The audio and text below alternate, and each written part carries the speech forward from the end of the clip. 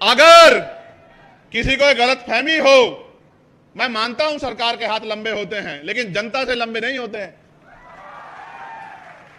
ऐसा ना हो अगर रिटायर्ड हो जाओ तो भी फाइलें खुलवा के तुम्हारी जांच करानी पड़े और मुकदमे लिख के तुम्हें जेलों में ठुसवाना पड़े। मेरी बात को याद रखना, मेरा नाम चंद्रशेखर आजाद है। अगर आज के बाद यहां पर भीम आर्मी, आजाद समाज पार्टी या सतनामी समाज के लोगों पर सरकार के लोगों ने गलत मंशा से उनको जबरदस्ती डराने धमकाने का काम किया तो छत्तीसगढ़ भवन में कोई भी मंत्री विधायक जाके चैन से नहीं सोएगा। मेरी इस बात को याद रखना।